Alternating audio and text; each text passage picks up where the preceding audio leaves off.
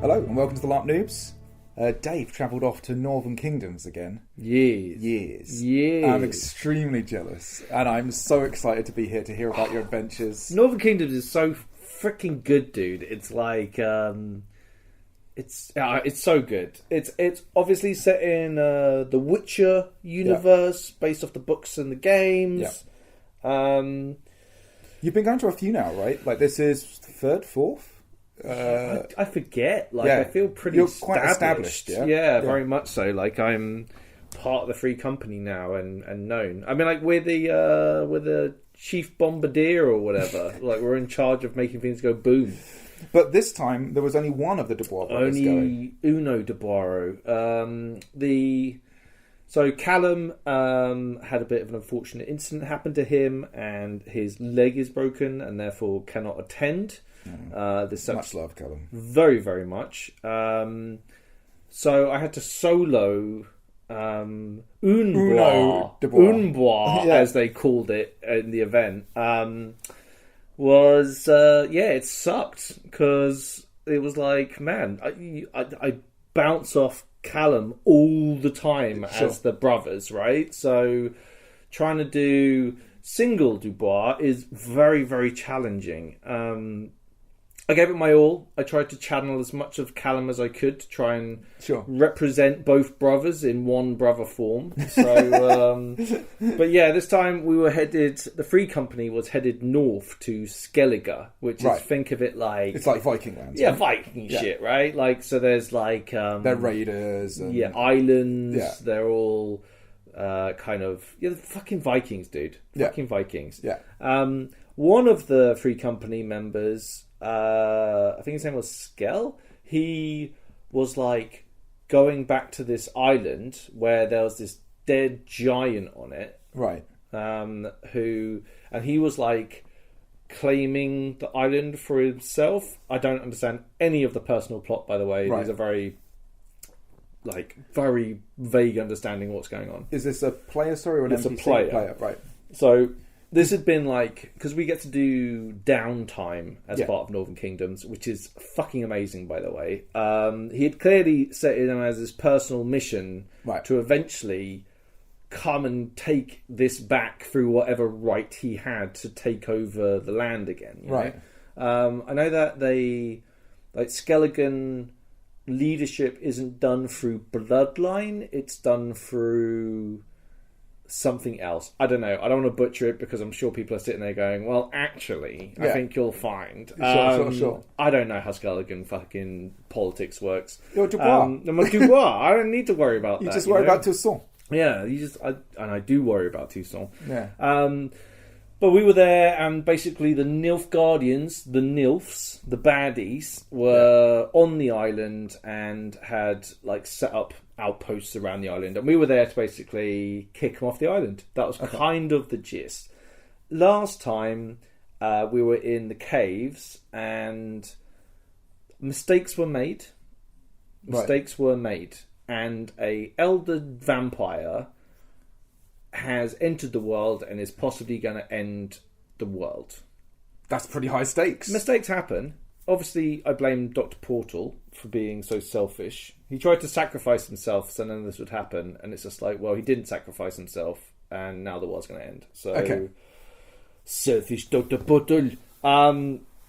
So in our downtime, me and Callum had written this elaborate thing. So there's this guy called Bois Duval. Yeah.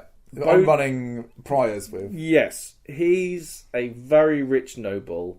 We might have snuck into his house with a donkey and made his hair into clown hair. Okay? Right. And we thought this was very good fun. We got caught for this. We ended up going to a trial with the Duchess, who reprimanded us harshly, and we wanted medals. Turns out they wanted to possibly kill us. Yeah.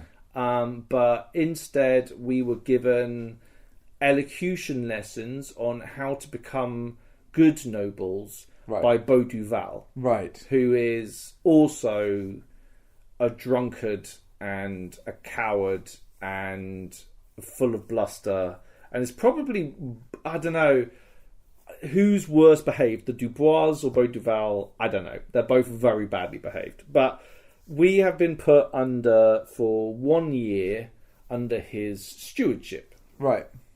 Meanwhile, we are also blowing shit up around the border between Tucson and Nilfgaard, okay? Right. We're trying to liberate our homeland from the Nilfgaardians by basically blowing stuff up. Like, two things that we very much enjoy mixed together. But we had come up with this idea that maybe we should find... Because Beauduval's grandfather has been held hostage by the Nilfs. Right.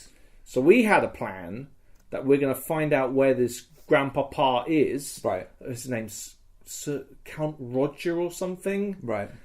Oh, ridiculous. But he was held somewhere in Nilfgaard, and we were like, we must find out where. So we sent... we stopped off to... Because some dwarfs had we had worked out a family deal of inheritance that we wanted 20% that was of the mine. The mine. The previous mine. Unfortunately, the mine isn't there anymore. What? So we don't get 20% because it exploded. Oh. So was that because of the vampire or because of something else? I forget. Like, there was something... We definitely weren't to blame, or probably weren't to blame. Right. I feel like it wasn't our fault. Right. But it could have been. It could have been. But there is no mountain there anymore. It's just a big hole, and there's demons. So no 20%. No 20%, which we were very pissed off about. And then we headed south to Tucson, where we scuttled Ellie, who plays a half-elf called Ethelred, right, who is a part of our elfin safety.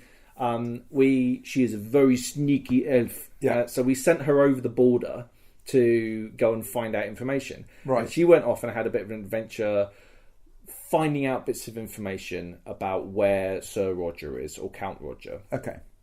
And we had heard that there was actually a contact who had information of the whereabouts that was going to meet us at the event. Right. So that was something that we were looking forward to. Okay. And all of this was downtime? That was downtime. All right. Okay. And then we went to find this knight who was looking for the lady in the lake, because I remember that we tried to help out that homie and we didn't actually help him out very much, and we were like, we should go and help him out. So we found him. Okay. And then turns out there are quite a few Tucsonese knights trying to look for the lady of the lake. Okay. Because they all want this fucking baller sword that's supposed to be really fucking kick-ass.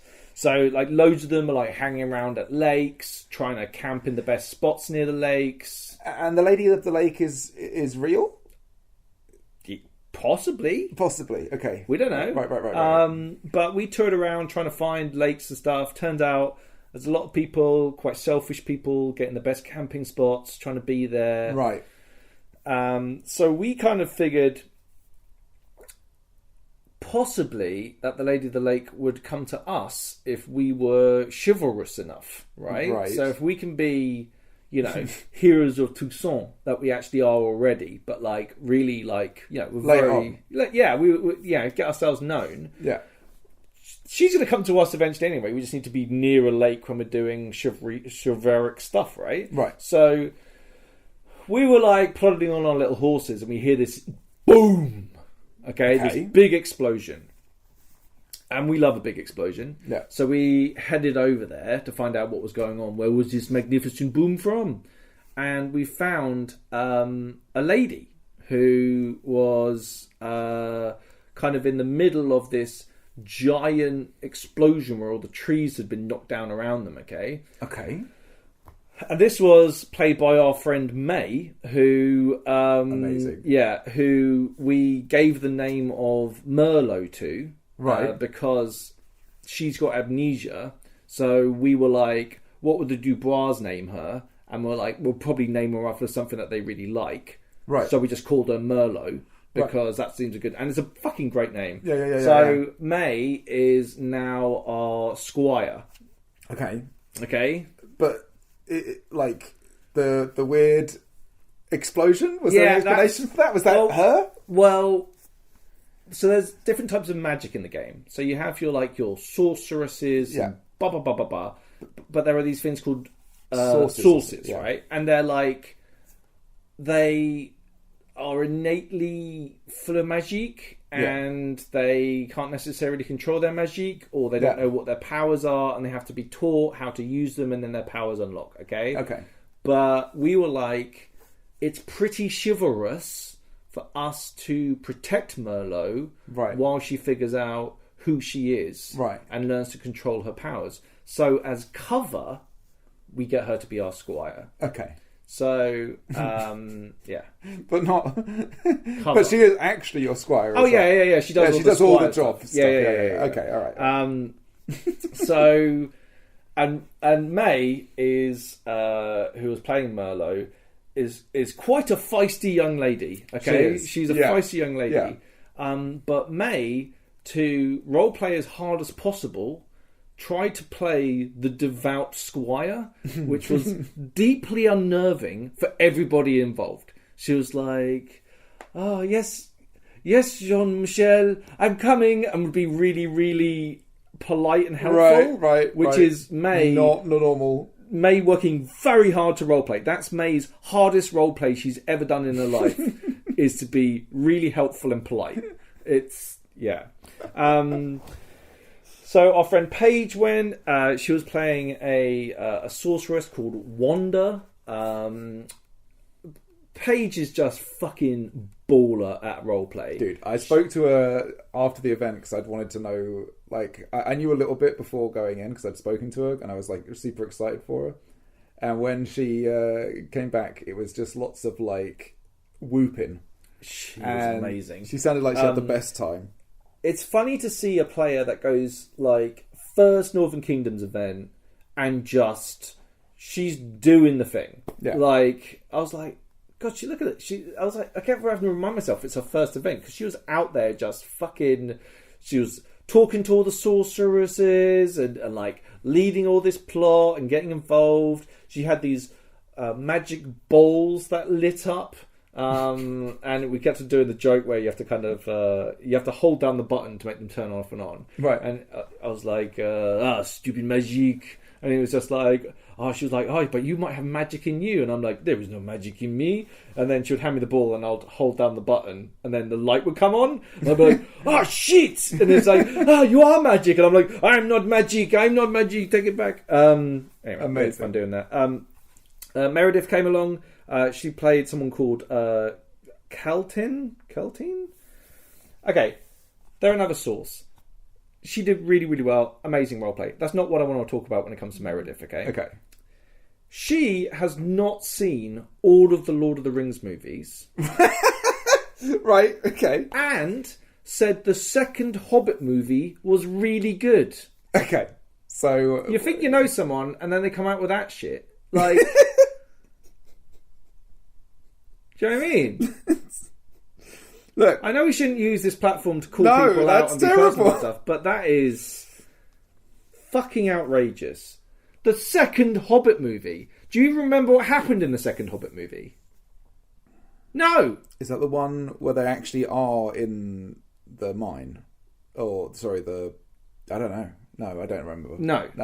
I remember vaguely... That's the one... Smaug is in it, right? Like at that stage. Smaug shows up right at the end because the third movie ends up with Smaug. Oh, that's where he breaks into the thing. But it's also the one that kind of like starts the Hobbit elf love line storyline. All that stuff. I glazed over those movies. Yeah, absolutely. Yeah. But yeah, God, take a look at yourself, Meredith. Our friend Sophie went, who played... a character with a very long title, which was gradually shortened, faster and faster, to Godey. And Sophie actually won a ticket for Northern Kingdoms in the raffle last year, our Christmas raffle, charity amazing. raffle. Yeah. So she got to go.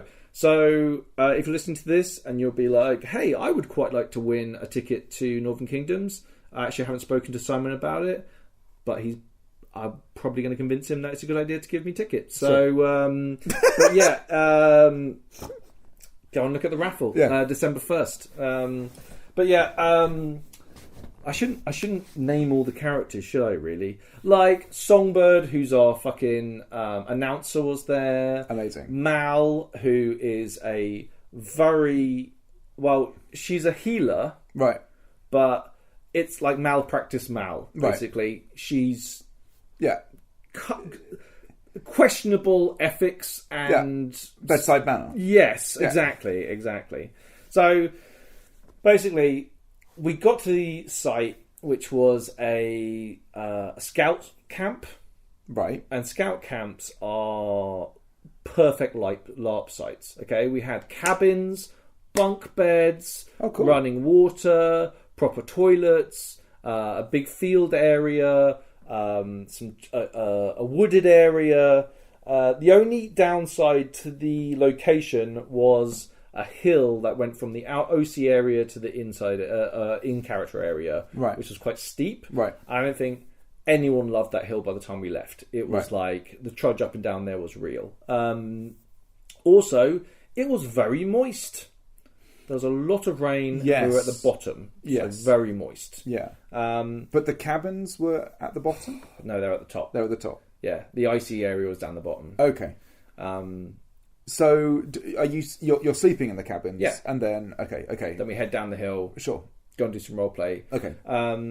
Ellie had set up her camp, so we had like a fucking great place underneath a tarp to hang out in. Okay. Which was so good. They had the usual stuff. Well, they actually had a bar there, which was really good. They had a tent bar. They had a blacksmith there doing his blacksmithing stuff, which is always fucking cool. Yeah. They had an alchemy area. Fuck alchemy. Like, life is too short for alchemy. Yeah, just a cool little campsite, really. But most of us were sleeping in the cabins, which were lovely. In the evening, we get there. There's a skirmish in the evening in the woods. Okay. It's fucking dark. Right. I'm like, Merlot, I need to get suited up. So Merlot armors me up. I go to the habit of I would just stand up and hold my arms out like a T-pose. Yeah, exactly like a T-pose. And she would put on my gambeson, tie all the gambeson up, then would put my breastplate on, put my gorget over the top with my shoulder pads, and then finally she would lower my massive helmet onto my head.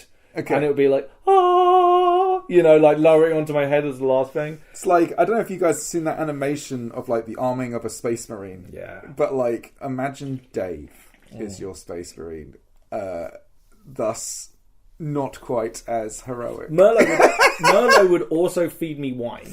Amazing. Whenever I got injured, it was so good. Anyway, we head out to the woods. I've got 6 bombs. Right. Which I've got left over from different events. Build up. But there are AC bombs. Yeah. I can't make any bombs unless I have my brother there. So this is my only amount of bombs I have for the weekend. But I sat out there and I was like, I'm going to go and blow up some fucking Nilfs, right? Yeah. So we head up there. There's a big group of Nilfs. Yeah. We teleport in, walk around the corner. There's a big gang of them.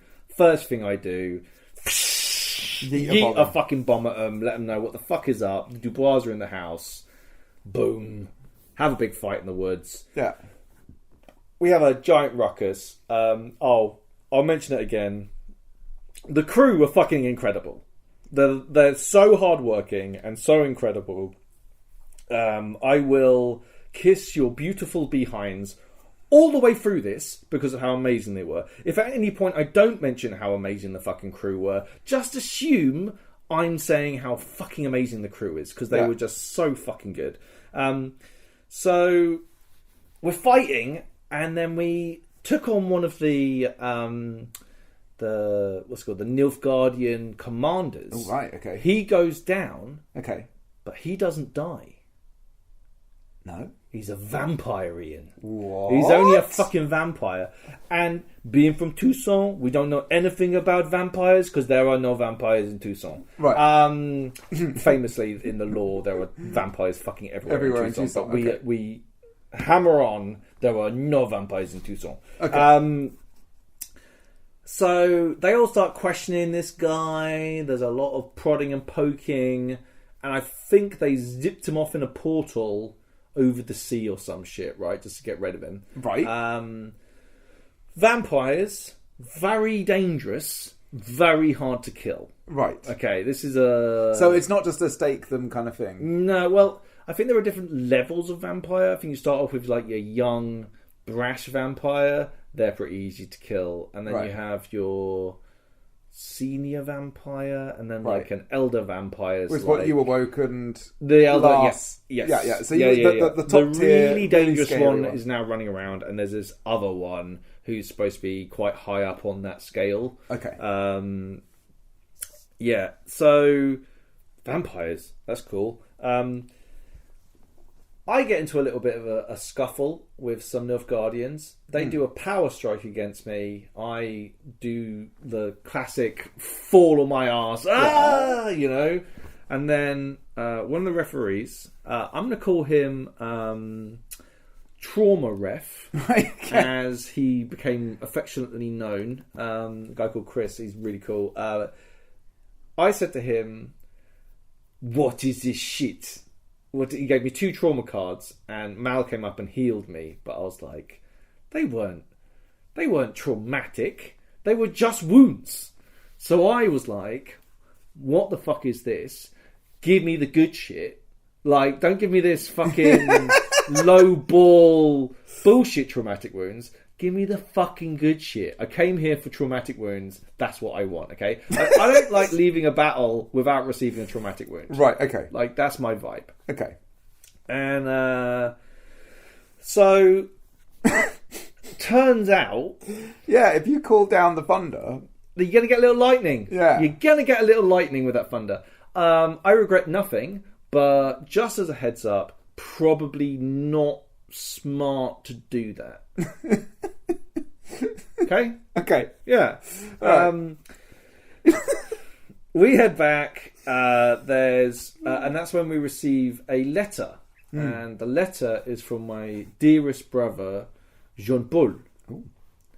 And Jean-Paul has been kidnapped. What? I know.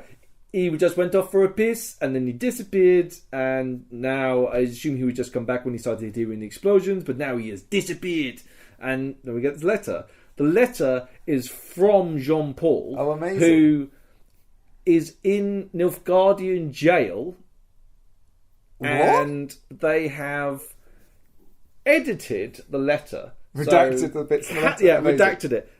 Callum wrote the letter. Right. The Nilfgaardians then, well, fucking the very, very good crew, actually wrote the letter out and then blacked out certain bits of information that they thought would be bad. That's amazing. So they'll be like, whatever you do blank, pay the ransom. And I do not pay the ransom, but they blanked it out to that. And then they also blacked out all the hugs and kisses at the end of the letter because they thought it would be a code. Little do they know, it's just hugs and kisses. So I was obviously very upset, right, by the idea that my brother. Also, they were giving him piss wine, disgusting piss wine, Nilfgaardian piss, and they weren't feeding him dates. Right. And I was like, that won't stand. Jean-Paul cannot poop if he doesn't have dates. Those monsters feeding him piss wine and no dates. Like, I was furious. So there was a someone that I had rescued from the Nilfgaardian prisons was like, oh, I owe the Dubois everything, they're heroes. And someone was like, do you know who that is? And I was like, not a clue. I rescue her, it's the biggest thing in her life. For me, it's Tuesday. But so bad, dude. It's so like this. It's really fun being the most arrogant douche ever, but remarkably effective, you know? Yeah. So she offered to scry the letter for us. Okay. So I was like, sweet. So she went and did some scrying and found out. Unfortunately, when she did the scrying, Jean-Paul was so pissed that she became drunk and couldn't get any information out.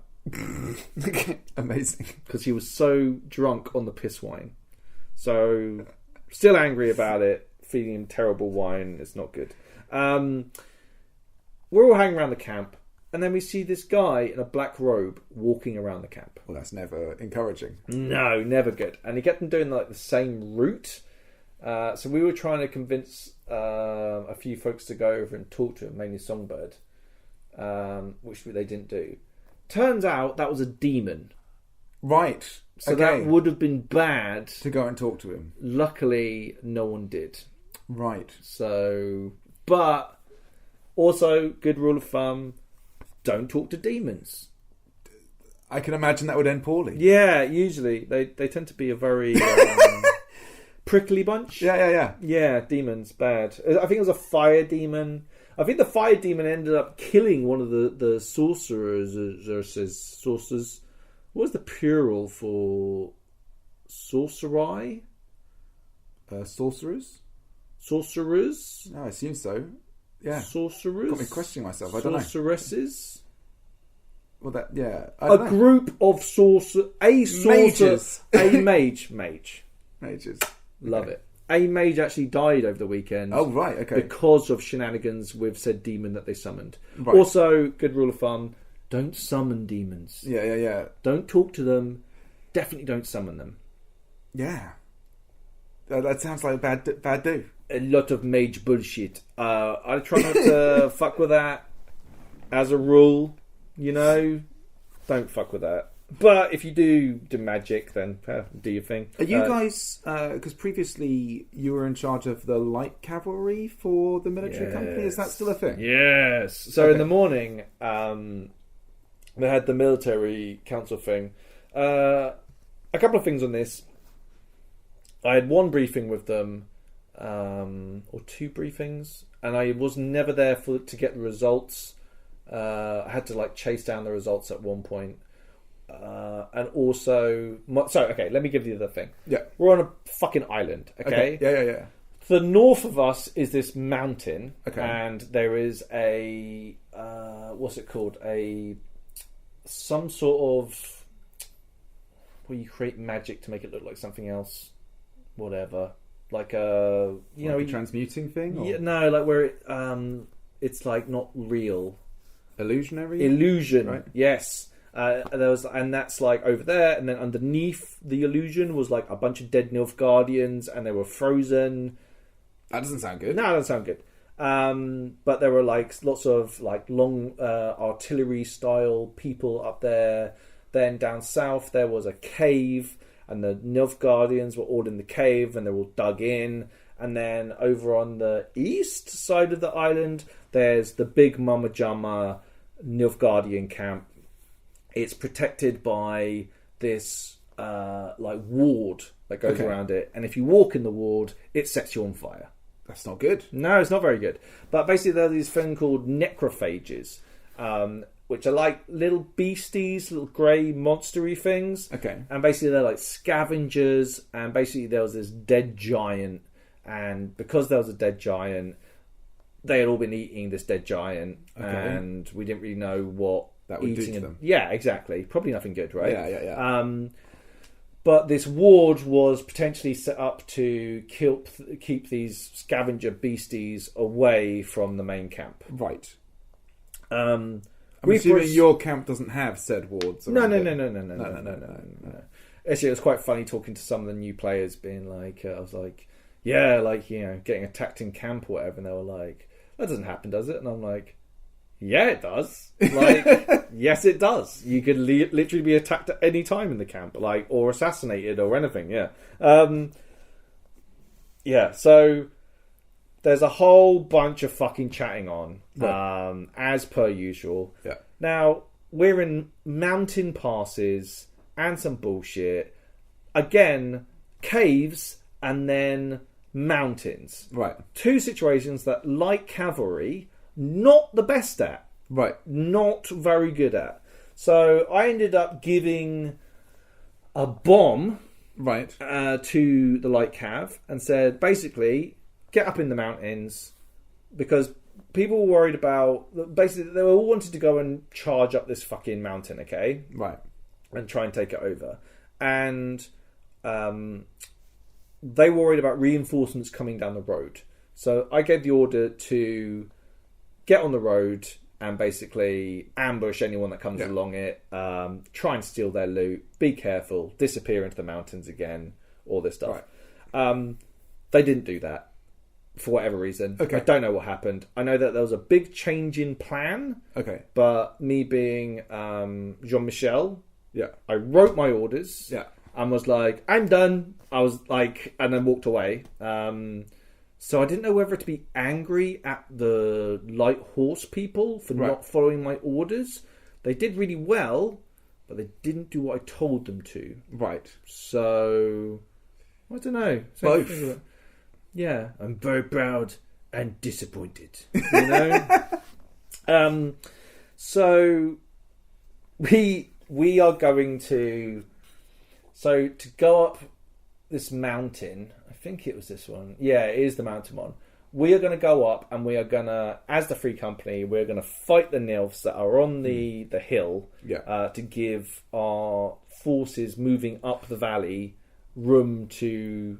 Yeah, go on. Yeah, I was just going to say, it's probably worth just setting in people's minds. There's two elements going on here. There's obviously the players, you physically as representatives of the mercenary company. Oh, correct? Call them the Free Company. Yeah. Sorry, the Free Company, and then there are the assets. For example, your light cavalry, other things which are unseen. Resources that you use during the event to achieve objective aims. They can have representatives. Yeah, they have NPCs show up and are the leaders of those groups. Our light cav fucking love us. Yeah. Because we give them tools. In the thing, they were like, whoa, why do they love you so much? And I was like, UE has bought their mercenary unit a round of drinks. Oh, it's only me! You know? Yeah. It's like we always leave hugs and kisses on the bottom of the letter, which actually, one of the lady NPCs actually reminded me, she was like, there's no hugs and kisses on this. And I was like, you are right! And then I had to go back and do all the hugs and kisses for them. Amazing. But yeah, they're like a resource that a number of times during the event you kind of dispatch to go and do a thing. Yeah. And then you get a progress report back from them. Yes, exactly. So it's kind of like, for anybody who plays Empire, there are like resources that you have, and there's like a downtime thing with like a military unit, and you tick your box and send them off and do something. That's all done online though. Yeah, this is done actually live in the event. Yes. You set orders, you write them down. They're dispatched, do the thing, and you get like a status report. And this is a good example because our actions were to go and harass the artillery and archers, which will directly impact the success of your forces that you are sending. Oh my god! Talking about it now, it's such a good idea, and so like, why do LARPs not do this? Yeah. This is why Northern Kingdoms is a fucking premium tier. So we head up onto the mountain. We come down. Fight some Nilfs, having a good time, and then I spy with my little eye a trail of gunpowder and footprints. Okay. How is this visually displayed? Like little coloured bits of string almost. Okay. So I follow these. Just for like how it works in game. Is this something that is this like an ability you have, or is this like, are you told in some way that this is what this is? A referee came up to me. Okay, all right, and the referee was trauma ref. Okay, so I was immediately, this is a trap. Is that like? So I'm just curious. I've not been. No. Ask away, dude. Is that like because the refs have a fairly kind of fluid interaction with the players, like dropping off these kind of narrative hints, as it were. What's that like as an experience in terms of the way it navigates you around the narrative and your immersion, sort of ICOC, and the way it sort of gauges things, if you know what I mean? What I like about it is the way they do it. They're very hands-on, very creative. The referees on the field get to make basically decisions that the plot team have to then deal with, right? Okay. It must be a nightmare being the plot team. Yeah. I suppose they must all be quite coordinated up. I mean, the plot team, bear in mind, they write... I got 3 pages of downtime. Right. As a proper story of what we got up to, right? Yeah. And they really know the lore. They really know the characters. it's the dynamic aspect of it makes it so fucking fun. Like, and I'll tell you all about what happened to Jean-Michel Dubois over this weekend, okay? And I'll make it seem like the whole weekend was about my character. Yeah. But every single player Yeah. was having personal plot thrown at them. Sure. And it must be mind-boggling the organisation and hard work it must take to do this, because everyone got a little bit of something. Yeah. How many players are we actually talking about? 50, I think. 50 players. Yeah, I think 50. Yeah. Yeah. Because it's like, So obviously there's like a scale of it. There might be groups as well, or some people might be involved with other stuff. Some people might get more. Some people might get less. I got a shitload. Yeah. Well, you're assuming obviously. Chappie who's trying to reclaim his homeland is obviously like fairly involved in things going on, right? Yes, exactly. Right. And if you were in Tucson for a thing, you'd imagine you guys would be more like, maybe, you know, I don't know, we're idiots. Yeah. One thing I should have mentioned was to get the elf back from Tucson. Ellie's amazing. We made a distraction. Right, was this an explosion? It was an explosion. Yeah, how did you guess? I don't know. Just maybe I'm a mage. So we found a vineyard that the Nilfgaardians were using as some sort of storage. Okay. We set a reasonable amount of explosives. Quite a lot. So even in the document it was like, maybe like Jean-Paul added a bit more, maybe Jean-Michel added a bit more, and it was just like, but basically, boom, it went up. Inside the storage area was possibly a explosive storage area. Right. So that went off. Okay. And basically exploded this very special ancient vineyard, and we razed it to the ground. Okay. And we also singed the elf a little bit. Right. A little bit. A little bit. But we were drinking wine and eating camembert on the other bank of the thing. Oh, also, and they came splashing back through the water, yes, quite singed. A little manually singed. Quite singed. Yeah. Quite badly burnt. But, very burnt! Yeah, exactly. You are safe! Look at did you like a distraction? Also importantly, silhouetted against this vast explosion. She's like a Disney cartoon with like a blackened face, you know what I mean? Like Warner Brothers. Anyway, there was also a rumour that the Dragons of Tucson, who are an elite freedom fighting force, right, that have been blowing stuff up. Who could they be? Who on earth could the Dragons of Tucson be? They're from Tucson. They're explosives experts. Yeah, could be anyone. Could be anyone. Anyway, the rumour came out that they were dead. What? I know, we were more surprised than anyone else. Being such big fans. Yes. Who could they be? But this rumour that they'd been killed, and like Nilfgaardian regiments had started to take credit for killing the fucking Dubois brothers. Right. They are all going to get an explosive up their bums. Right. All of them. Yeah. With a butt plug shaped explosive. Okay. God. Or I was thinking like blowing up the toilet block so it covers everyone in shit. Yeah. I don't know. There's lots of ways to, you don't have to kill them. Some big firework display. Something. Getting poop on them in some way would be good. You do like the poop. Or acid released. Yes. Anyway, we're getting sidetracked. Sidetracked. So I find this trail of explosives the encounter that we went on, and I'm like, I should follow this.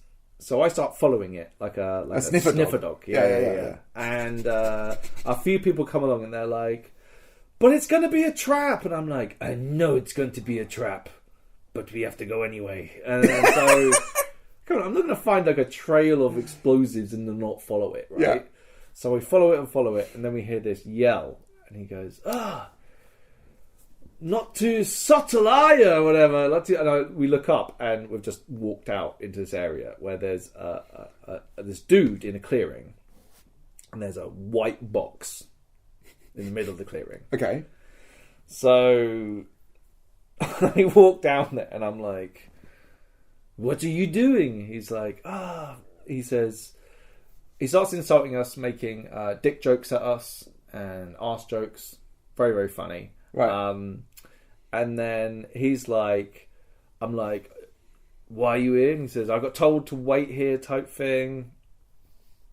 We have this ridiculous back and forth. Okay. Where he's calling me out to a duel, and I'm basically talking to him, and then he starts telling me how he's got 2 weeks left until he retires.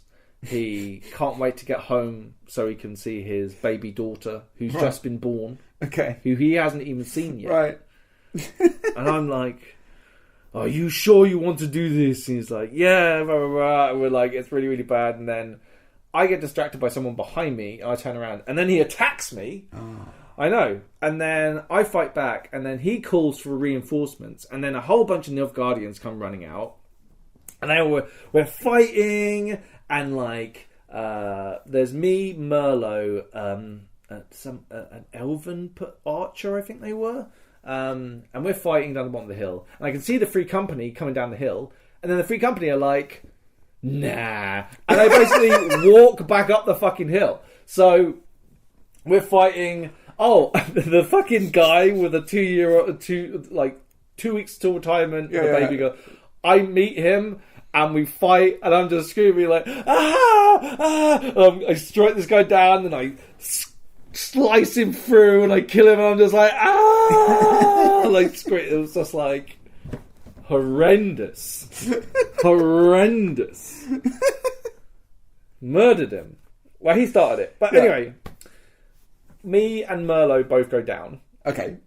The other person goes down. That's pretty bad. It's very bad.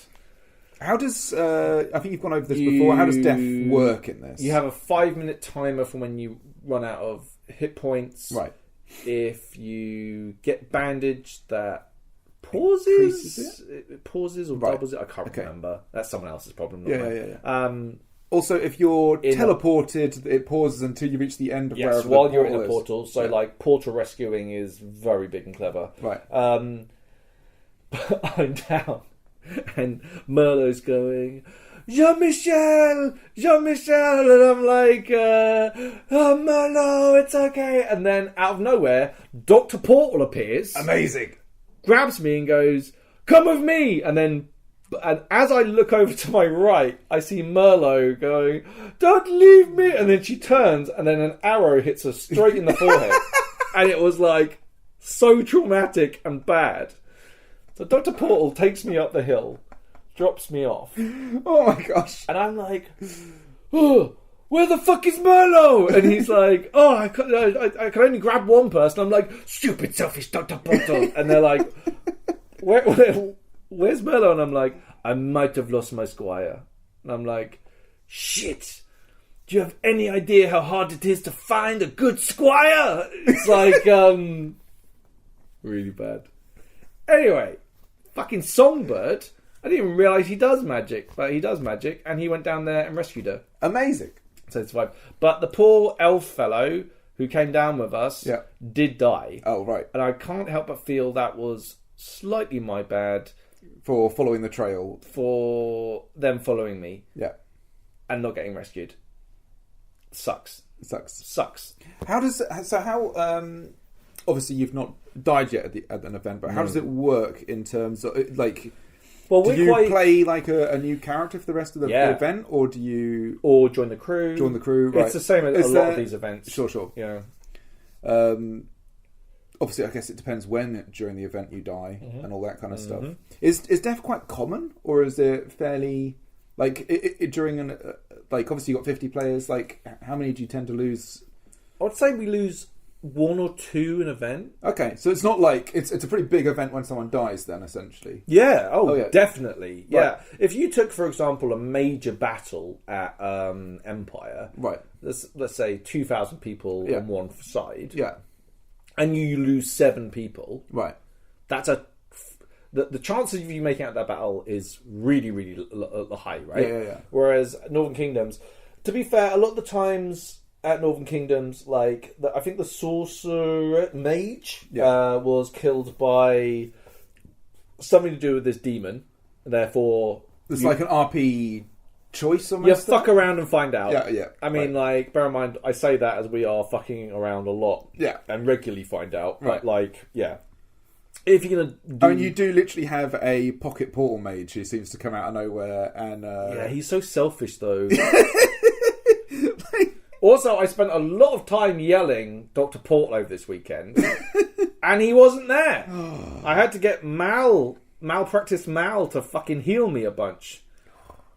Shocking. I will have words with Dr. Portal. In fact, I did have words with Dr. Portal. Interesting. He was very selfish. Very selfish. And so I get my fucking squire back. I'm Amazing. really happy. Yeah. Merlot thinks that I left her. Right. Which I didn't. Dr. Portal selfishly took me away. Right. And then I went and helped her, and I fed her some wine. And, I looked after Merlot. Yeah. Oh yeah, by the way, in the military units meeting, Merlot just came along and poured wine in my cup for me. When I was injured, she had brought a bottle of wine onto the battlefield and was feeding me wine while I was being healed. Like, you and these roles, dude. People were literally like, Dubois, do you have a squire? And I'm like, yes. It's like, yes, of course I have a squire. It's ridiculous. So funny. Yeah. So funny. I love the humour and the character that you bring to a lot of your roles. And then the people around you as well. Like, it's similar kind of vibes of like Agni and stuff in Empire and things. Yeah. In fact, Millie, who plays Agni at Empire, who is my scribe, I think she was a little jealous of May being the new servant. Well, of course, Millie was there, right? Yeah, Millie's Mal. Mal. The amazing. Oh, dude. Yeah. So good. Yeah, I think Millie was like, that's my fucking territory, bitch. Oh my gosh. It's not slavery if they want to do it.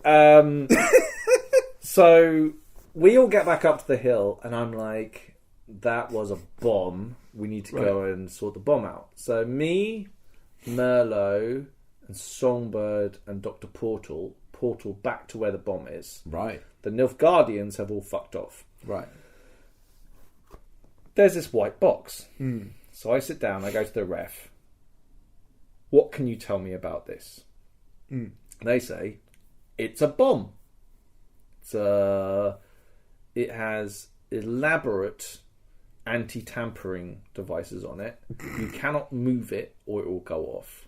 And basically what it was a white box with twine, and someone had pushed holes through the box and poked out the other side and then wrapped around, then come back into the box and come out at a different point. Okay? And my job to disarm the bomb was to pull the piece of string without it breaking out of the box. I cannot break the box. I cannot move the box. Okay. And I had 3 minutes to do this. Okay. So you can like pull it from one end and see where it's moving on the other end, and you have to kind of tease it round and do all of this, right? Yeah. Yes. I'm sweating. Yeah. Trying to do this fucking thing. It's a fucking nightmare. They end up giving me an extra minute because of the progress that they've made. I quote, "We didn't think you'd make that much progress, so we're giving you an extra minute." Okay. I quote. Right. In the end, I'm like, we have to go. This isn't going to happen. So we stood up. Dr. Portal's disappeared by this time, obviously. So I'm there with Merlot and Songbird. And I'm like, we must get out of here, up the hill. So we start running up this hill. And the referees are like, you are nowhere near close enough to, you'll die if you're here. And then Songbird's like, why don't we just portal? And I'm like, portal us now! And he's like, oh, okay. And then like portals us. And then we step through the portal. The referee said that we had a second and a half. Right. From when we stepped through the portal, before the bomb would have gone off and killed everyone. So as we jump through the portal back into the camp, we blow a banger up to say that like an explosion goes off and we fly through. Amazing. Really cool. So then, that's when Merlot was very upset and injured and thought I left her. And I gave her wine. Everything was better. But then, actually no, hold on. Then there's some Skellige shit happens where a guy comes down and like calls out our top boy Skellige fella, and is like, I want to fight you because bloody blah. We have a claim as well. Yeah, we're going to fucking fight and I'm going to be the king or Jarl or whatever the fuck they call it. There was a bit of a ruckus and our guys' mates kind of saw him off. But it was all very cool. It was all like, what is going on with this Skellige shit? It's like, this is very serious. But then I get a letter. Okay. A letter for Jean-Michel. Okay. And I'm like, I am Jean-Michel. So I take the letter and it's wrapped in the same coloured string that the bomb was. But dude, I'm just gonna open it. It's more fun. Yeah. So I open it up and unfurl it, and then a referee comes past and just throws potpourri in my face. It's a potpourri bomb. Amazing. I'm like, shit.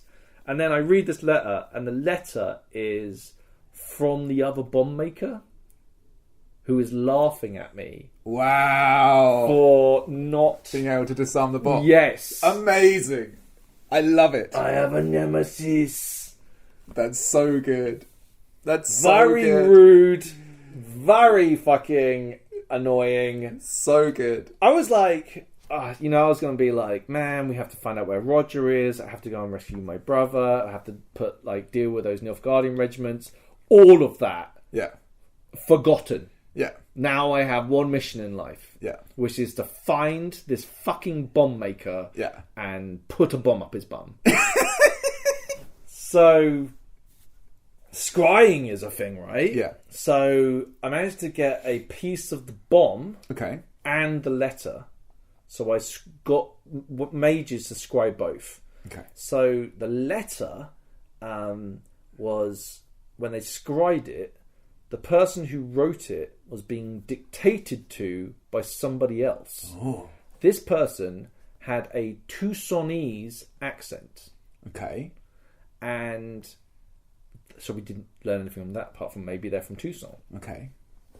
The bomb part itself was made in what's the place called? The big city, Novigrad. Right. It was made in a jewellery shop in Novigrad, which is in very North high territory. End. No, that's north. That's north. Okay. It's a free city. Right. So basically, I'm gonna go and find a fucking jewellers in Novigrad, and I'm gonna find out who the fuck's ordering these very specific parts, and I'm going to hunt down that fucking bomber, and I'm going to find out who it is, and there will be some fucking justice on that day, I assure you, sir. I was raging.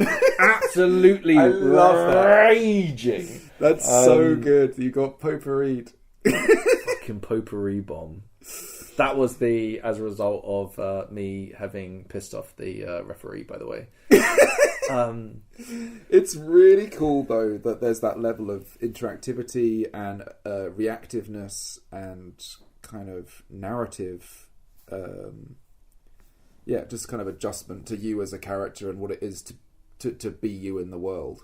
Okay, I'm going to bleep this out for people listening, but I'm going to tell you who it could be. Okay. It could be...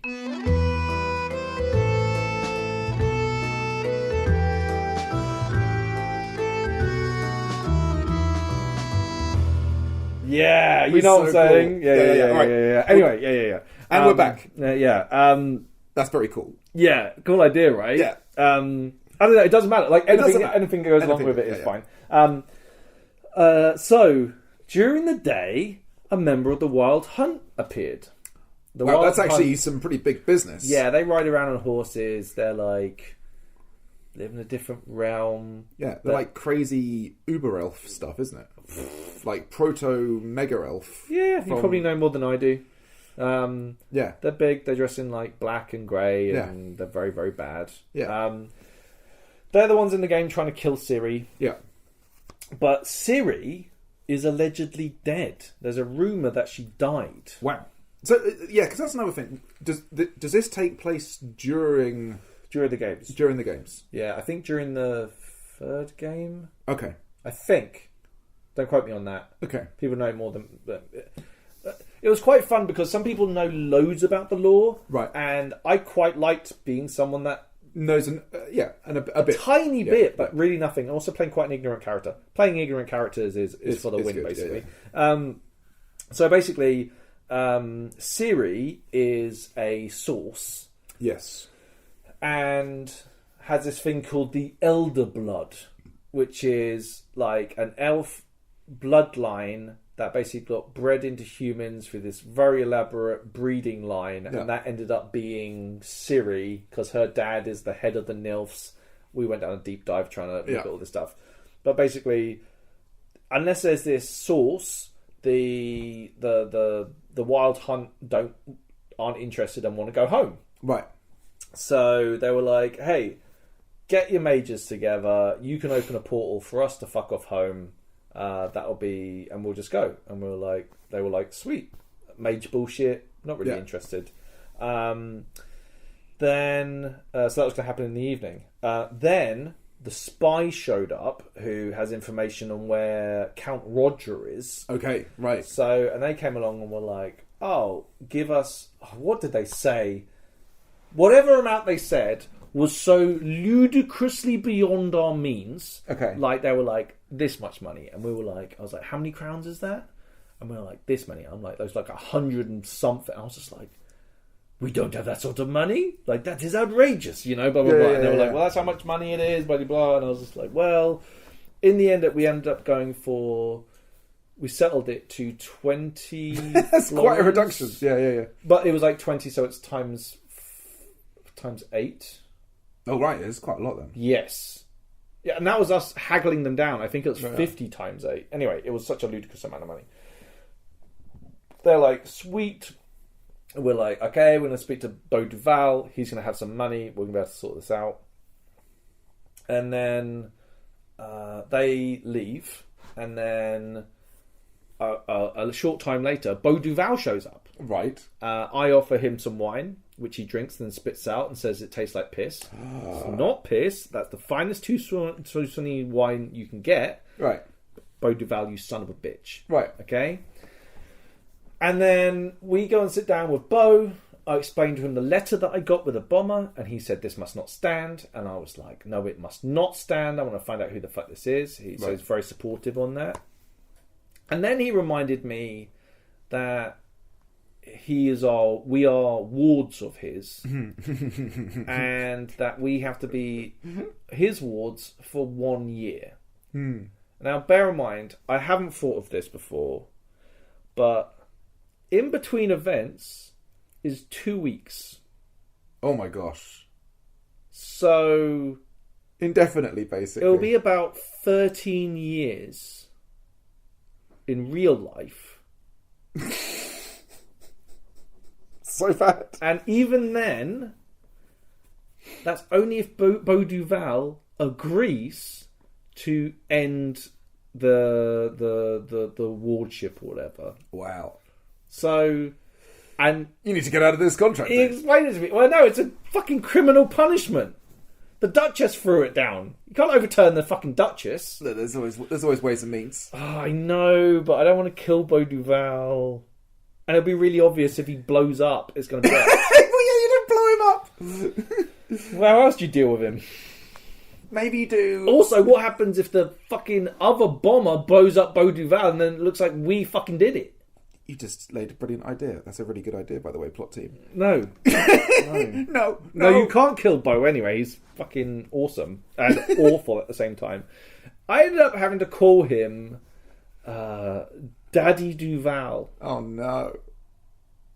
Oh, they got you by the short and curlies. Like, absolutely by the short and curlies. Like, just pure domination. It's like, anyone in the free company's like, oh man, those Dubois do whatever the fuck they want and they're so arrogant and blah, blah, blah. Don't worry, we are getting ours from being Beau Duval's fucking wards. It's like, so bad. Anyway, we ended up speaking to Beau Duval and said, like, we need some money. He was like, oh, what is money? And I'm like, he doesn't care how much it is. And we're like, well, they said it would be, what did we say?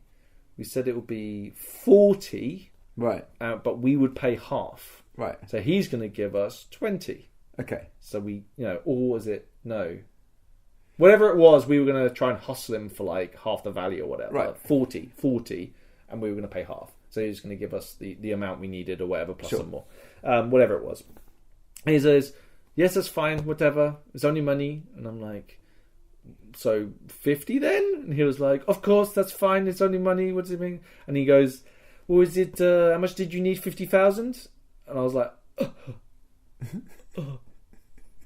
we're so poor. We're so poor. So, just out of curiosity, like money as a resource in the game, like is it a real thing? Or... Yeah, money's people have money. You can buy stuff off merchants. We use a lot of it in downtime. Sure, because it's fun using it in downtime. Yeah. We gave it to like our military unit. Yeah, like it's a nice RP tool, but it's much less like. There's not so much of like how at Empire everything costs money. Yeah. It's not like that. Right, sure. Like, so healers, if you have money, you tip your healer. Right. Blah. You get paid a couple of coins for being part of the free company. You get a couple if you have a business or some other resource. But for the way we use it, and I'm not saying this is the right way or the wrong way to use it, we mainly use it just as an RP tool. Right. Like, we're not massively wealthy, but we have fun with the money. But, like, the amount of money you're going to be getting off Beau Duval, is that We're never seeing that money. Right. We are never, ever, ever, Ian. I'm calling this out to the plot team. We're never gonna see 50 fucking whatever the fuck it is, those florins or whatever the most expensive coin is. Right. We're never, ever, ever, ever, ever gonna see that money. Okay. There's not a universe where we are given that money and then we give a certain amount into the thing and then Count Roger fucking appears. There's no fucking way that is how this goes. Like, that would be genuinely the most surprising thing if Beau Duval was like, here's loads of money, we took loads of money, we gave it to the spy, and the spy was like, here is where Count fucking Roger is. And everyone went away and lived happily ever after. Right. Never going to happen. Sure. You're going to have to hustle him out. You have to. We're not going to see the money either. There's something's going to happen. Some bullshit's going to happen. Right.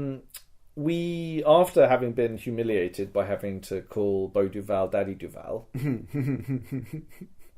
which still hurts,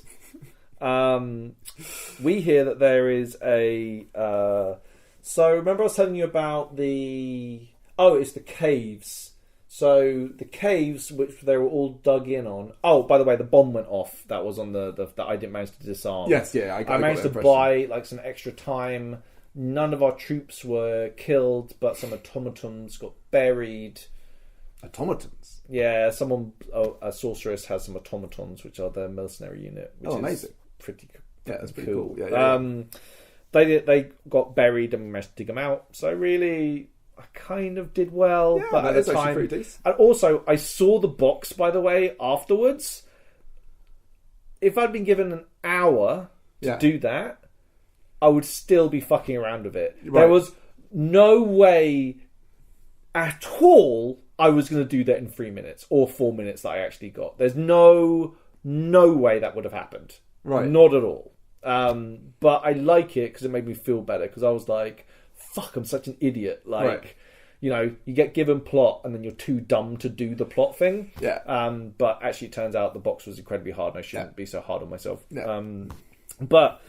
So there's a monster fight in the caves. They were dug in there, but these necrophages went in the caves and ate all the Nilf Guardians. So now we're going to go in and clear the caves from these fucking oogly booglies. And they're like... the witches are like, we need to blow up the nests. And I was like, I can blow up the nests. So I was part of like little elite force who went around, and my job was to run up there. And it's, by the way, it's really fun being given a job. My job is to go and blow up the things.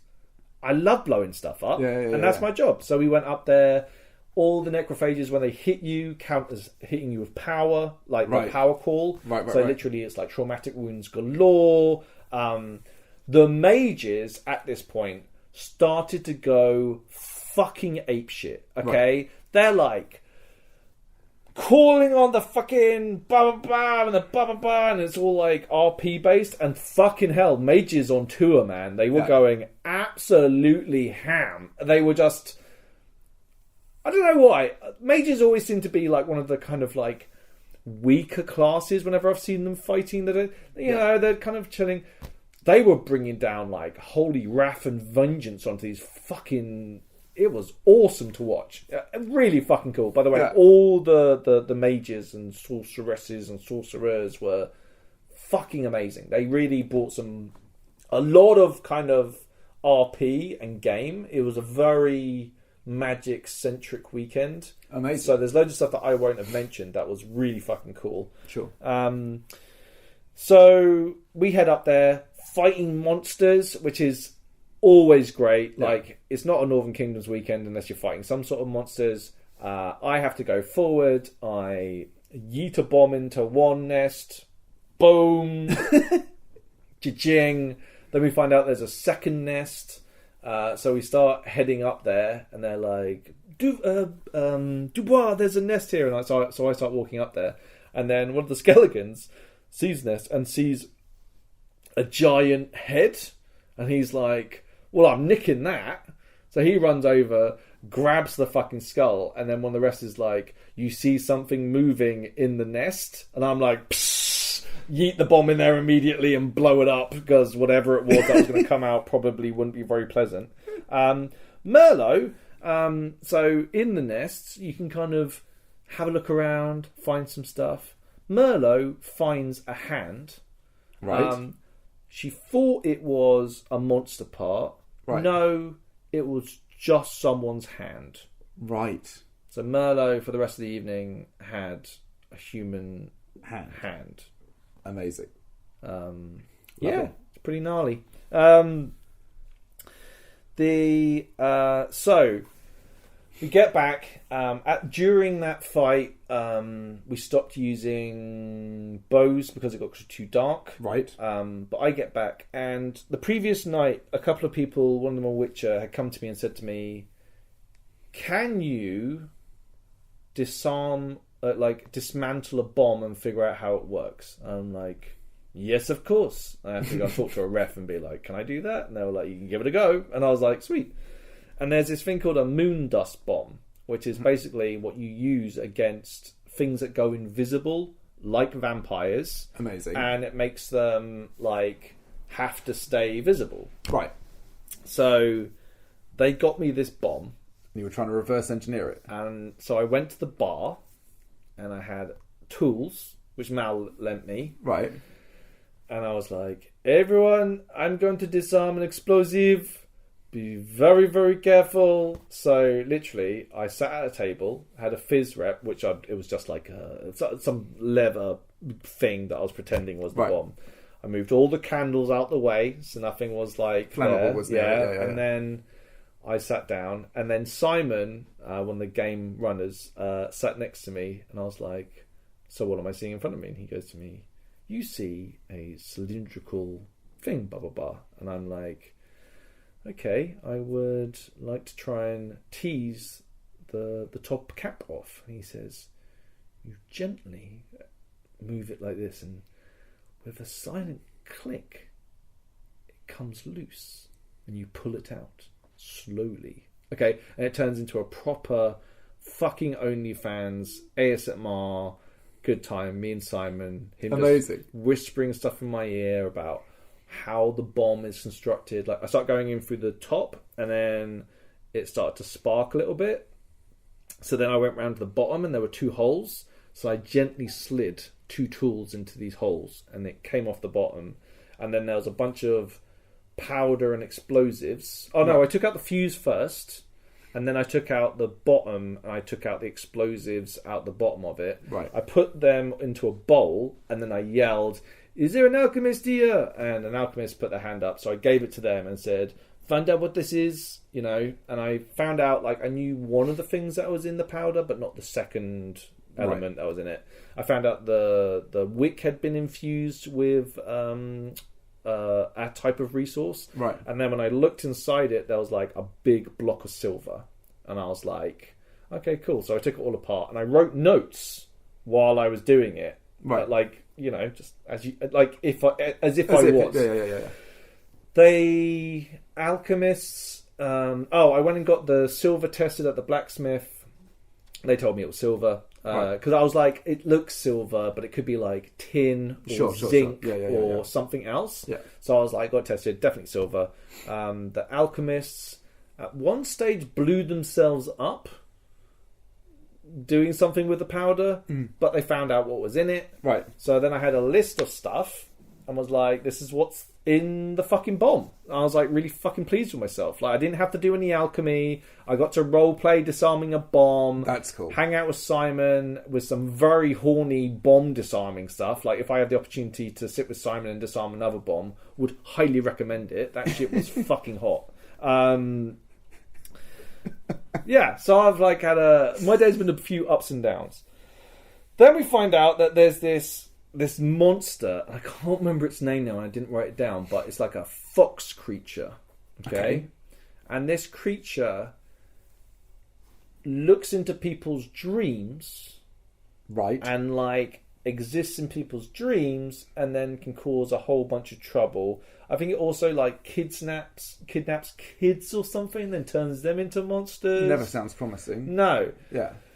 But basically, we were told,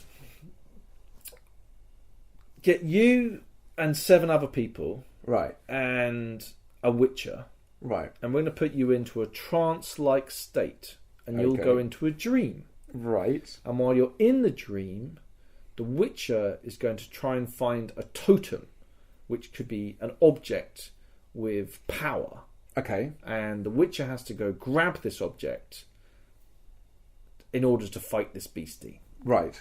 We're like, sure. And it's like, is it dangerous? And they're like, well, you might want to bring some weapons with you. Also, don't look at the fox. Because if you look at the thing and you're aware of them, then it will just kill you. And you can't fight it. Right. Okay? Right. So we're kind of like, okay, fine. So Dire Will, fucking good old Dire Will, the very stern witcher who's very sexy with his bulging muscles, comes over and he's going to be like helping us out. Wanda is going to look after our bodies while we're unconscious. Amazing. And we go into this dream sequence and we start walking up the hill towards where the encounter forest area was. Right. They're like, no, this way, up the hill. And we're all expecting creeping around in the woods, trying to stay hidden, things jumping out. Like, that's what we expected. Right. And then as I'm walking up there, Alex, who's one of the crew, who also plays the Duchess, was like, oh, could you just come with me, ahead of the others? Right. And I'm like, okay. Right. So I start walking up the hill. I see Trauma Ref, and he's like, oh, well, let me just take your sword, shield, and helmet off you. Right. And I'm like, this isn't good. And I look over, and there is a row of chairs, and then one chair in front of all the others with a chair to the side. And I was like, oh no. Oh no. And that's when they bring out the tiara. Right. And I sit down, they give me the tiara, which I put on my head, and it is a recreation of the court scene we had, but this time I'm the Duchess. Amazing. So I sit in this chair, straighten my back, and I try and channel the performance of being the Duchess, okay? Right. While trying to keep a straight face, by the way, because it was fucking ridiculous. So then all the rest of them come out and like my crew come and sit down on the chairs like they're witnesses. And then the magistrate is the same magistrate, and they're like, right, we're here for this court case. And then Beau Duval comes out, and from where he was coming down, like the light was behind him, so I couldn't see his face, and it just looked like Beau Duval. And then he came and sat down, and it wasn't Beau Duval; it's someone else playing Beau Duval. Amazing. And then a few minutes later, fucking the brothers Dubois come out, and it's two people pretending to be the Dubois brothers and just do the most ridiculous impression of us ever. They got the mannerisms down. They were fucking hilarious. Jean-Paul wasn't wearing any trousers because in the cave, Callum's trousers actually exploded and he had to take them off. So as just part of canon now, he wasn't wearing any trousers and had a ridiculously sized codpiece, which he had to stuff like 3 or 4 socks down there to really get that. And it was impressive. It was really trippy to be in the scene from a different perspective with like it was mind-blowing, dude. Anyway, there's this fucking fox creature moving around. So, also, are you... Do the other people who are with you, do they know that you are you? Or... I don't think it's even explained. Right. I even said some Duchess stuff. Like, the Dubois came down with drinking, and I said, do you always drink in court? And they were like, yes. Blah, blah, blah. I tried to do the whole Duchess thing. I was like, hey, I'm here to play the part, right? Like, I might as well... Sure. You know. But because obviously they... Like, do they know who they are, is what I mean. It's like, does... So they're not really interacting with the scene. They're just more watching what's happening. And is the objective of doing this to try and find a way of a totem? Whereas, so Direwell, just as we're getting to the end of the scene... what happens is... Yeah, describe the scene, sorry. So, they list off their list of crimes that the Dubois are accused of. And they said that the Dubois had pissed in the wine or pooped in the wine, which we didn't do. Sure. And then they also said that they were trying to murder Beau Duval by sticking explosives up his ass. Right. And I was like, that is not true! We did it out of hijinks, you know? And I'm like trying to sit there like... And obviously I can't react. Right. And then the fox comes out with a big axe and cuts both the Dubois' heads off. What? Okay. Executes them right there in court. Right. And that's when Direwell dashes up to me and grabs the tiara, which is the totem. Amazing. Dude, like, to the plot team who wrote that and came up with that, to all the performances that were part of it, fucking incredible. Like, Ellie didn't get to go to the original court case, but it was cool that she got to do this, and like everyone, I was like, this is so self-indulgent, but everyone had such a fucking good time doing it. It was fucking amazing. That sounds incredible. Yeah. Other people got like murdered in the bushes and had to fight each other, and it was a fucking nightmare for other people. Wow. For us, we just had a great time. That sounds so good. Really, really good time. I don't know whether they finished off killing the dream monster or not. Not a clue. Sounds fun though. Doesn't matter. Sounds really fucking fun. So basically I get to add, because I always say like, I'm basically a witcher, because I've killed a troll, drowners, what else have I killed? Necrophages, what else? Anyway, this is another monster I've managed Dreamo to kill. monster. I've killed them. I'm basically a witcher at this stage. Yeah.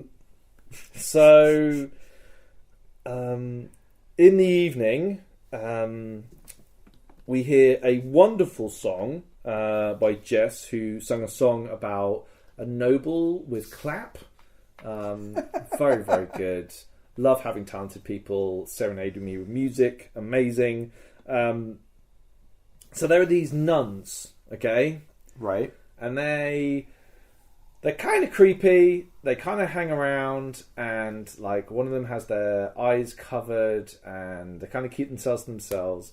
But then some people came down, or more, I should say, they don't really interact much with us. Right. This official, like government official, shows up. Right. It's like, where are the nuns? The moon nuns, whatever. And we're like, and they're like, oh, we'll go get them. And there's like a trial for the nuns in the bar. Right. And these have been very naughty nuns. Very naughty. Like Right. inciting a riot, assaulting like people. They had, basically what they've done is it sounded like they were doing a protest against some sort of religion. Right. Are they like priestesses, essentially? Yes. Right. But they had been like... They were basically having this thing, and then clearly they had done all the things that they were being accused of. Right. The nuns were like, can we respond? And they were like, sure. And it says, oh, can we do it outside though? Like, okay. And then one of the nuns cut the other nun's eye out. Right. And then... That escalated quickly. And then used that as an offering to curse the person, the magistrate who had come to, like, hold the nuns accountable. Right. Escalated a lot. Yes. That's some very Witcher stuff. Yeah, and then I think it all kicked off, and I think the Free Company just murdered the people that were there to try and see justice done. So...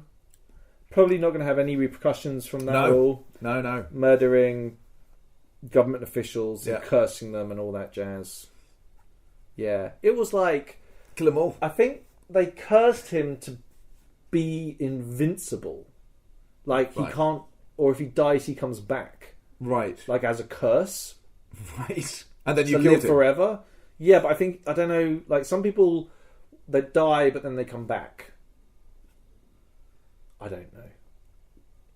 Because it's the state This you is come some back this in. is some Witcher shit that I Yeah, don't really, you know, I don't fuck with that. Curses and stuff in the Witcher books, So like all Eternals. curses are just horrendous. Yeah, You know, so it's like wishes are always bad. Yeah, like being wished to never die is like, well, that sounds great until you're like 200 years in, everyone you know is dead, life is fucking meaningless. But also, like, you didn't wish that your body wouldn't decompose. And you know what I mean, all of the horrendousness, right? You'll still be like wizened. You know, I'm 40 years in, and my body's already fucked. You know what I mean? Like, if I see 80, I'll be like, oh, sweet death, give me your warm embrace. Okay, then Skellige fight. The Skelligans came down, a Skelligan warrior, and they were going to have a one-on-one rumble, which was called a hoe. It wasn't a hoedown. Hoagie? It was something silly. It had a silly name. But the Skellige shit, you know. Yeah. The rules were you fight until death or until someone yields, and if someone dies or they yield, then the other person wins. The Skelligan had a champion, or another player, who was going to fight on his behalf. And these two, my God, I hope they're friends, because it was wincing to watch them batter each other. Like, I've never seen a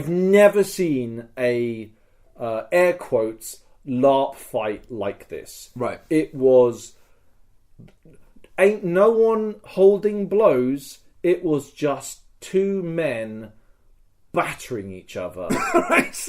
They were both good at fighting, but like they were fighting, but Right. like, man, like that was like, I was like, holy shit! Everyone was like, fucking hell, that's That's a lot. So Yeah. hopefully they're all fucking homies, and this is like the game that they want to play. Because Jesus, I hope no one ever attacks me like that. Fuck.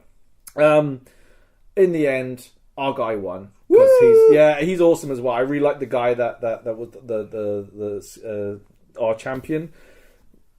He's a really good commander, a fucking solid Skellige. Solid fucking dude, man. Good Well fighter. done. Yeah.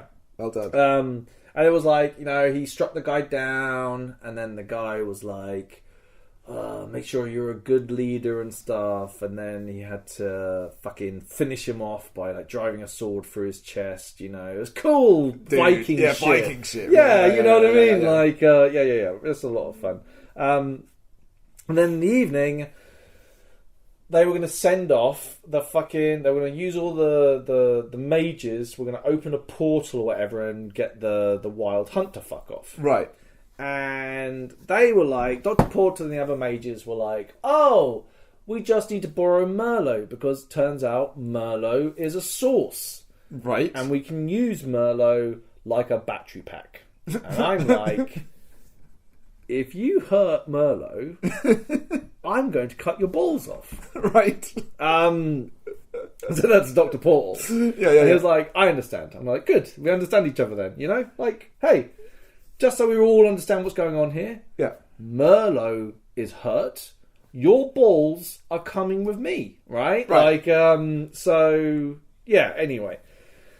So Merlot and two other sources head into the circle, and honestly, this was like mages were on fire. They're doing like call and response stuff. The what's it called? The wild hunt guys there as well.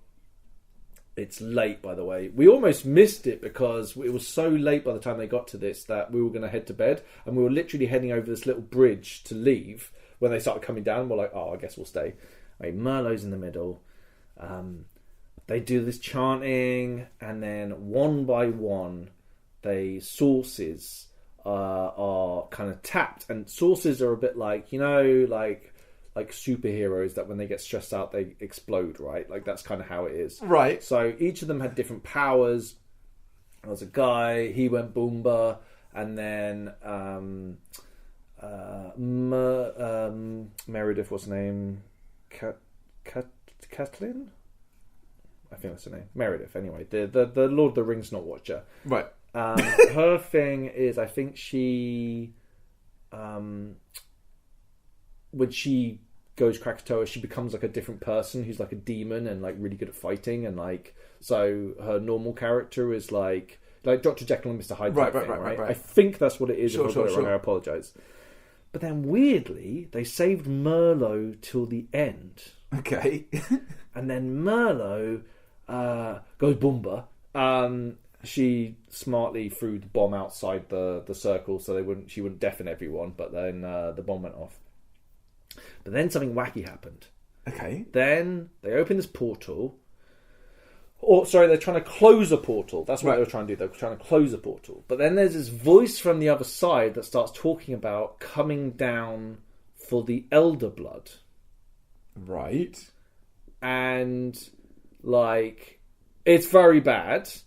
And everything, there's smoke everywhere and people screaming, and they're trying to channel this fucking magic and close this fucking thing, and then finally closes the fucking thing. Merlot's kind of drained and all this stuff. She was like, lying on the cold ground for the entire time. But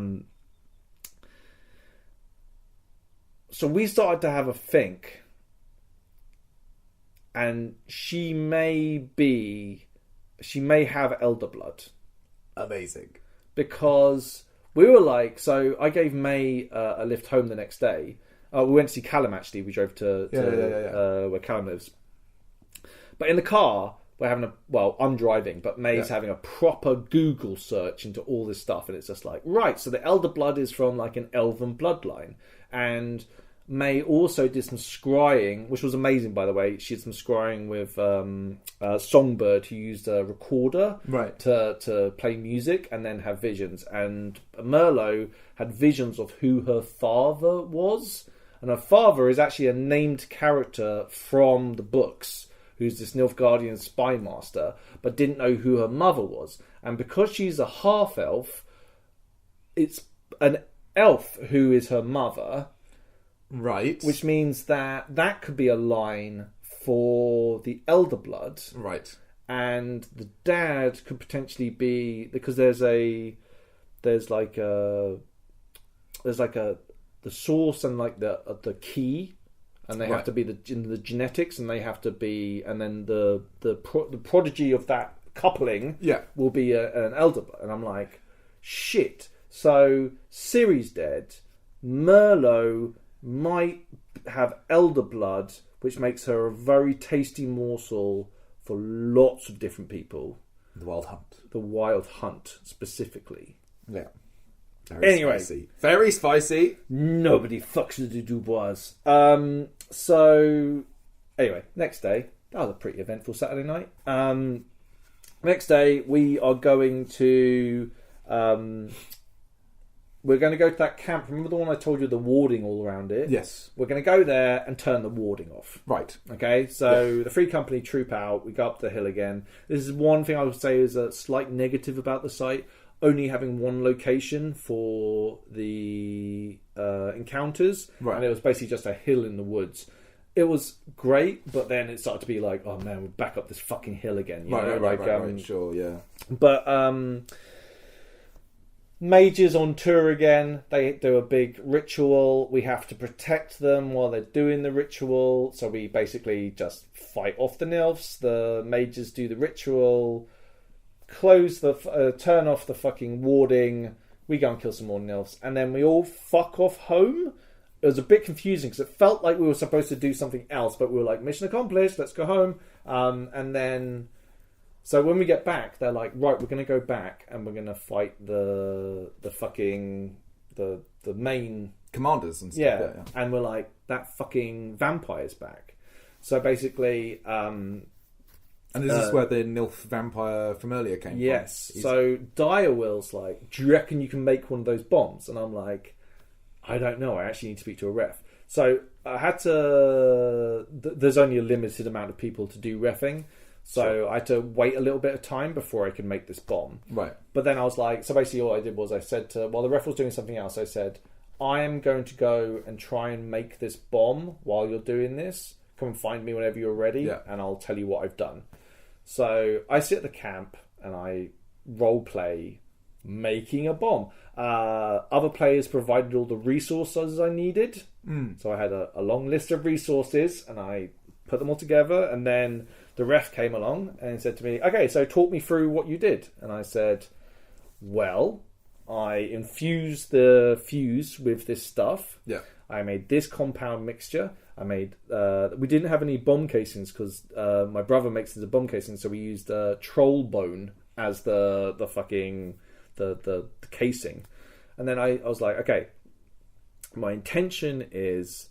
So I've got this silver, and what the explosive is going to do is it's going to fragment, it's going to compress, then fragment this thing into a dust which will explode around the bomb. Okay? Right. And they were like, is your intention to make this bomb go bang, or is it to compress the silver? Is it to blah, blah, blah, blah? And I kept on answering these questions, and I showed them the diagram. They took the diagram away, and then they had a word over the radio about what I'd done.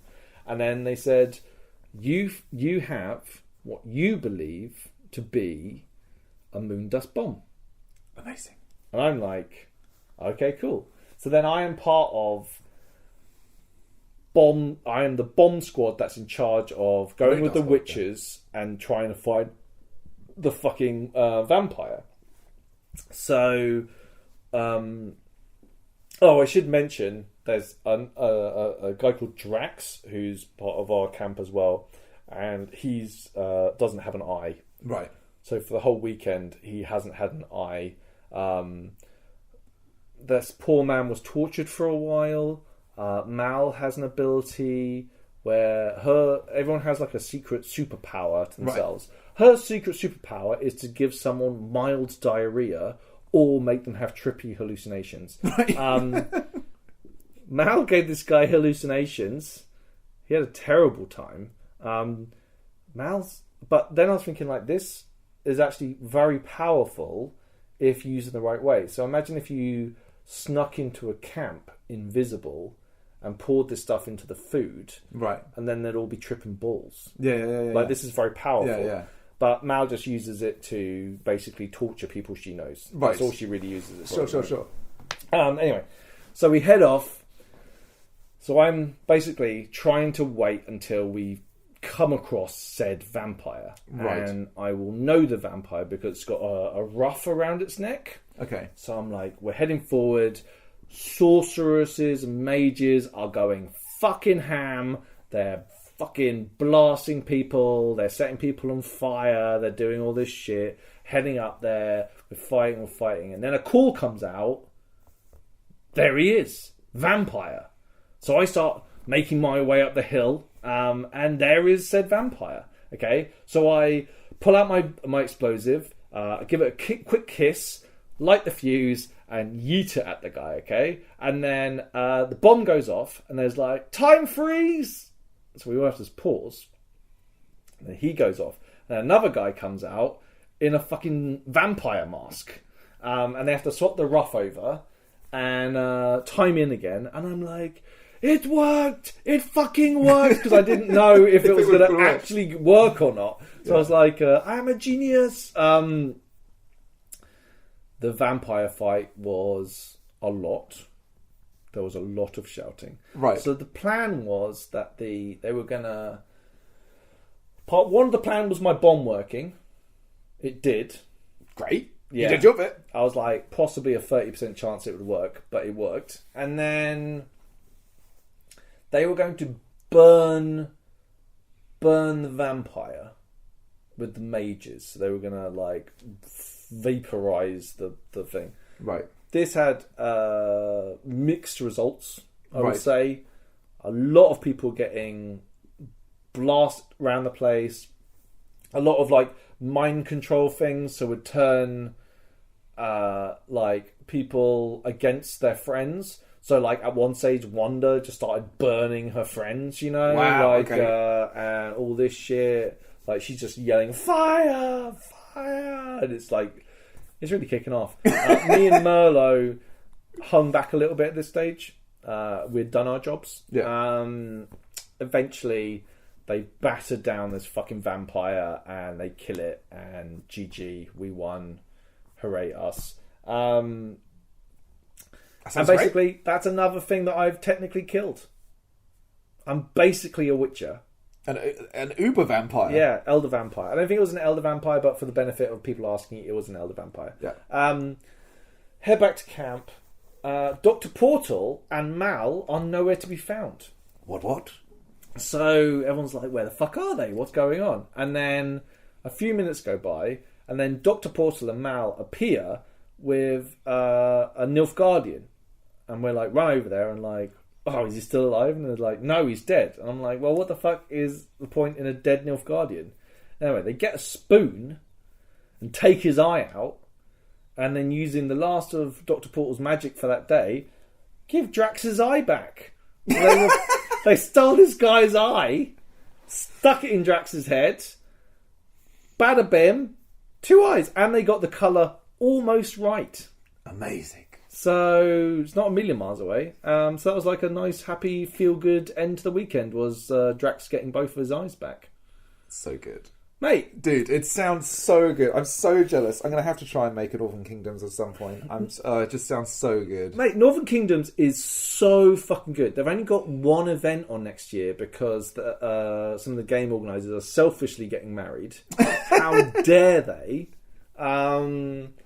What am I going to do? So there's talks of player events and a few other bits and pieces. Like, I just want to pick up the controller and play this. Yeah. Okay? I want to go and rescue my brother. I want to go and rescue Count Roger. I want to find this fucking bomb maker. Yeah. And we're going to have some words.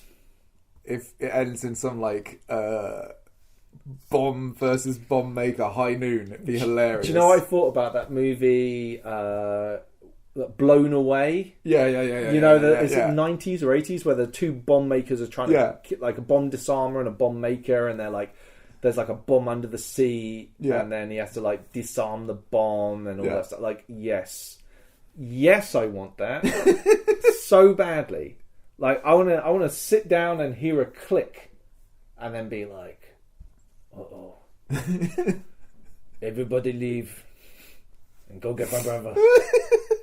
It's like a Lethal Weapon where he's on the toilet and it has to get disarmed. It's like, yeah. Too old for this shit. He sent me a potpourri bomb, for fuck's sake. Like, so good. yeah, but I love this idea of like tracking him down and like, is the jewelry maker already dead? Is it all it is? Did he know that you would do it? Well, I found a piece of the bomb. Right. So he knew that I could scry the letter, but would he know I could scry the individual part of the bomb? Would he? Or would he? Or would he? Does he know? The game is afoot! He's always one step ahead. Yeah, but now I've got Merlot, Amazing. I've got the sneaky elf, there's a lot going on. I've got tools, okay? Like, he's fucking with the Dragons of Toussaint here, which might or might not be us, okay? Like, But yeah, only one event next year. only one. That's crazy. Yeah. That's a lot. Sucks. Yeah. And like I said, I need to play 2 events a year to 13 years to get out from Beauduval's. Man, it sounds so good. I'm so jealous. Honestly, the effort that the game runners go to tell individual stories, and like when you get your downtime, Yeah. it's so exciting. And then the joy of the crew, like we're all lined up watching the court case and had a great time and found it really funny, and like everyone just enjoyed it. And it's just like, it's like they're enjoying the game. I'm enjoying playing the game. It's a feedback loop of just like mega keen. Like, I think what they're doing there is super special. I think like I would go so far as to say a bad Northern Kingdoms event is better than most other LARP events I've been to. Like, that's how good they are. And then ever so often, when Northern Kingdoms is good, it's fucking mind blowing. At the end of the event, they always give like a MVP award to someone who's been, and they came up with a few. The crew mentioned a few nominations on who they thought would be, and all of them were fucking amazing.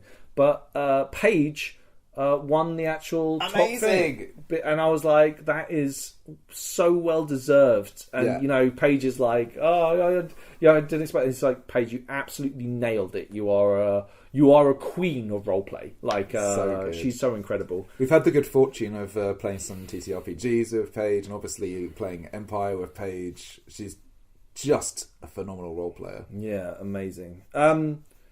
Which should be. There's stuff happening. There's stuff happening. We're working on stuff. We're probably. I don't have any more LARPs coming up. There might be some last minute LARPs, but probably next is going to be Christmas time. If you have questions for us, that's a really helpful thing for us to do for our Christmas episodes. Yep. So on Facebook, in the comments of wherever you watch or listen to this, let us know. Like, if you have any questions, now is the time. And we're also going to do the Christmas raffle, which is going to be fucking super baller. exciting, and we've got some fun stuff planned with that's be coming up soon. It's super exciting. Cool. Yeah. Well, thank you all so much for listening. Oh, let's do a Patreon, shall we? Patreon. We have the random number generator. We have 14 patrons. Roll D14. Okay. I will roll it. Number 1. Ooh. Who have we got, Dave? We have got... We've got Ralph Wellington, who actually I know through Empire and is phenomenal. So thank you so much. Thank you very much, Ralph. Really appreciate it. Also, welcome to Rook, who is also supporting the podcast now. Who is phenomenal. One of the people who camps right next to us. Oh, are they? Yeah. No way. Yeah. That's awesome. Hey, well, I appreciate it, guys. Thank you to all of our patrons. Thank you to you for listening to us go on and on. And we will join you next time. Thank you so much. Do you want to sign out with some Toussaint Dubois thing? I'm going to stick an explosive up his ass!